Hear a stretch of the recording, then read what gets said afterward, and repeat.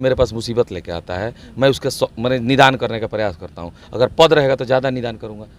मान लीजिए कोई पैरवी करना है किसी का, तो मेरा तब ना कोई सुनेगा जब मैं पद पे रहूँगा। तो मुझे लगा कि मुझे पद चाहिए। अगर पद मिलता है तो मैं चाहता हूँ कि शिक्षा पे ज़्यादा फोकस हो। बच्चे स्कूल में जाते हैं, ठीक है, सिर्फ मिड डे मील खाते हैं। मैं देखा हूँ प्राइमरी स्कूल में पढ़ाई नहीं होता है। टीचर्स आते हैं समय से और जाते भी समय से, लेकिन शिक्षा नहीं है। किसी भी बच्चे से मैं पूछ देता हूँ कि ABCD बताओ तो नहीं बता पाते हैं। क्यों नहीं बता पाते? टीचर्स सिर्फ वहाँ आके टाइम पास करते हैं। किसी किसी स्कूल में तो आज भी बकरी और गाय बांधा जाता है। क्या होगा? अच्छा आप बताएं, मेरा मैनिफेस्टो तो जारी हो चुका है, थोड़ा आप पार्टियों का मैनिफेस्टो बताइएगा।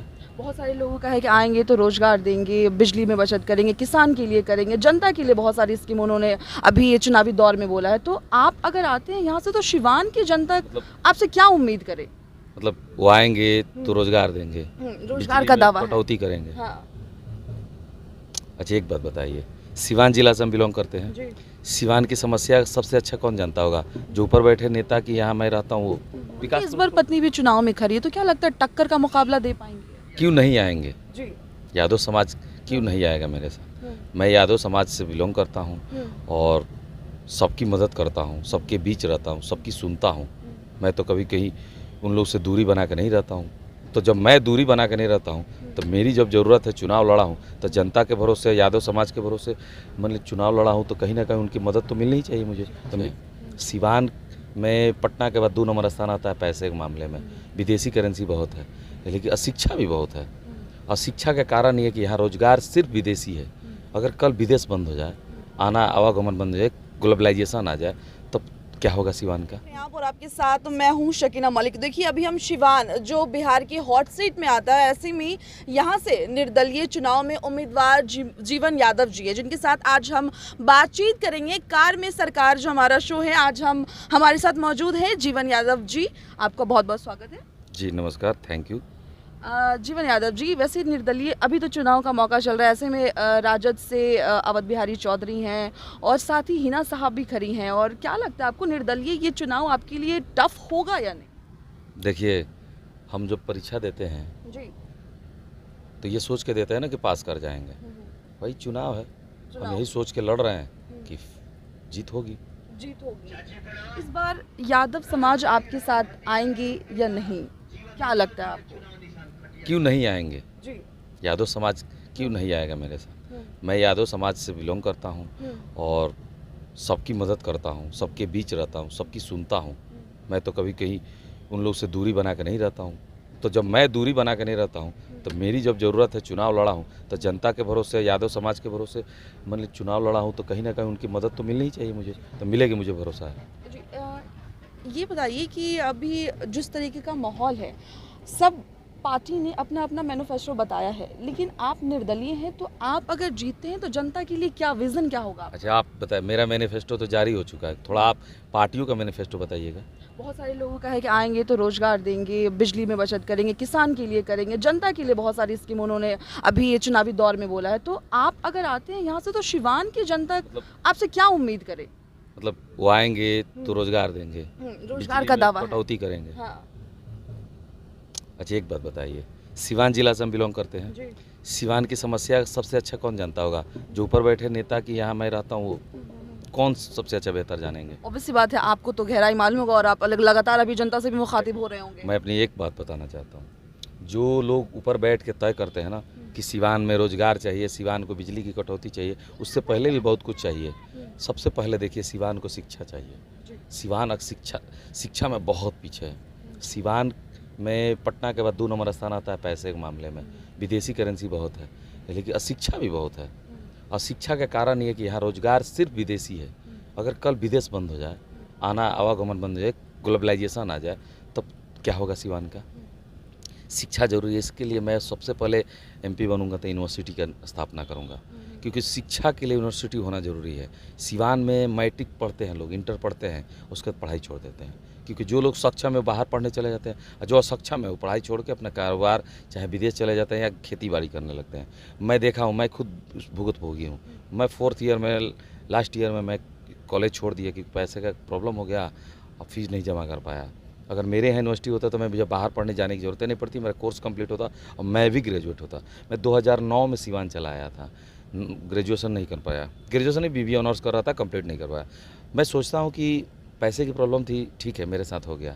अगर मैं चाहता तो 2010 में आया, बिजनेस करने लगा, मैं वहाँ से ग्रेजुएशन कर लेता, सिवान से, किसी भी यूनिवर्सिटी से कर लेता, इग्नू से कर लेता। तो आपने ये चीज़ फेस किया है कि शिवान में कई एजुकेशन यूनिवर्सिटीज़ चाहिए इन सारी चीज़ों पे, ये आपका पर्सनल एक्सपीरियंस है? क्योंकि छपरा यूनिवर्सिटी से हम लोग ग्रेजुएशन करते हैं, और छपरा यूनिवर्सिटी 6 साल और 9 साल के बीच में आपको डिग्री कंप्लीट करता है। यूनिवर्सिटी 3 साल का कोर्स को हम 9 साल में क्यों कंप्लीट करेंगे, उसका कोई वैल्यू नहीं रहता है, क्योंकि सेशन लेट हो गया। और सेशन लेट होता है तो यहाँ सेशन लेट हुआ ना, दिल्ली में जाएंगे जॉब करने तो देखेगा ना कि 3 साल का कोर्स तुम 6 साल में किए हो, 9 साल में किए हो, 8 साल में किए हो, उस डिग्री का कोई महत्व नहीं है।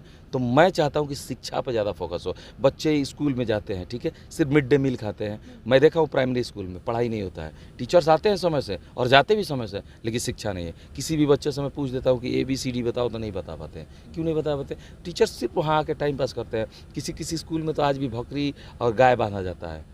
शिक्षा इस स्तर में हुआ है। लोग कह रहे कि यार सिवान बहुत आगे है। बिहार की बात करते हैं, हम तो अपने जिला की बात करेंगे ना। मेरा मुद्दा मेरा सिवान है, मेरा मुद्दा राज्य देश नहीं। पहले मेरा सिवान, मेरा मुद्दा है कि मेरा सिवान डेवलप हो, मेरे सिवान की शिक्षा की बढ़ोतरी हो, और दूसरा है मेरा स्वास्थ्य। मैं 3 साल से लगातार स्वास्थ्य साप्ताहिक अस्पताल चलाता हूँ।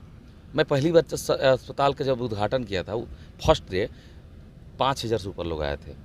आज भी 3500 4000 हर संडे को लोग आते हैं। आखिर क्यों आते हैं? सिवान में सदर अस्पताल है, उसके बाद हर प्रखंड में एक अस्पताल है, फिर भी लोग मेरे यहाँ क्यों आते हैं? इसका कारण जानती हैं? सिर्फ कहने के लिए अस्पताल है, वहाँ दवाइयाँ नहीं मिलती हैं, वहाँ इलाज नहीं होता है। सिर्फ डॉक्टर, अब सर फट जाएगा तो बैंडेज कर देंगे, अब बाहर पर्ची दे देंगे, जाइए दवाई ले लीजिए।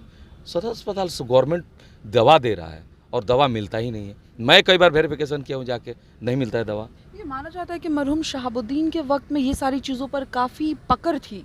नहीं, ऐसा कुछ नहीं है। पकड़ दवा कम डॉक्टर किए थे तो अपराध भी तो बहुत था। हम जान बचाएंगे और जान लेंगे, दोनों काम तो नहीं कर सकते हैं ना, एक ही करेंगे ना। मैं जान बचाने का काम करता हूँ, जान लेने का काम नहीं करता हूँ। अब मैं जान लेने लगूँगा, जान बचाने लगूँ तो मैं उनकी इस बार पत्नी भी चुनाव में खड़ी है, तो क्या लगता है टक्कर का मुकाबला दे पाएंगे?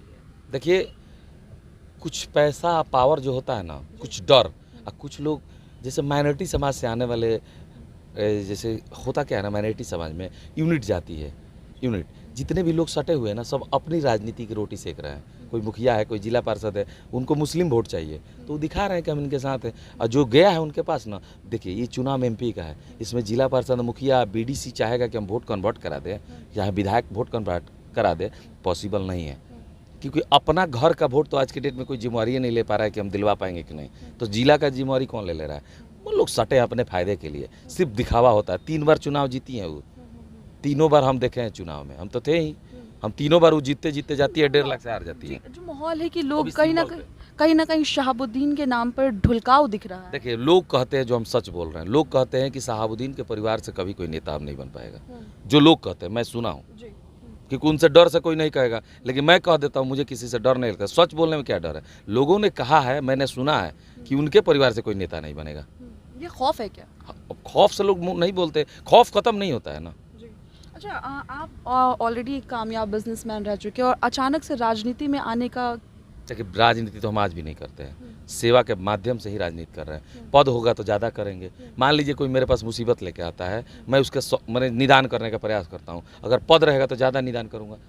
मान लीजिए कोई पैरवी करना है किसी का, तो मेरा तब ना कोई सुनेगा जब मैं पद पे रहूँगा। तो मुझे लगा कि मुझे पद चाहिए, अगर पद मिलता है तो सेवा बढ़ चढ़ के करूँगा। सिवान के डेवलपमेंट के लिए कुछ करना चाहता हूँ, स्वास्थ्य व्यवस्था को सुधारना चाहता हूँ, शिक्षा व्यवस्था को सुधारना चाहता हूँ। भय और भ्रष्टाचार भयंकर बढ़ा हुआ है, पैसा बैंक से निकालने में लोगों को डर लग रहा है। तो इतने सारे पैसे छीने जाते। एक तो 2,70,000 जीविका दीदी का छीना था, आप देखेंगे न्यूज़ में। मैं पैसा दिया क्योंकि वो लोग बोल रही थी कि हम लोग जहर खा के मर जाएंगे, तो मैं पैसा देने का काम किया। क्यों दिया? 2,70,000 रिकवरी करते करते पुलिस रिकवर होता नहीं, मुझे भी पता है रिकवर होगा नहीं, तो मैं दे के, और उन महिलाओं ने 500 से ज़्यादा महिलाओं ने मुझे राखी भी बांधा था।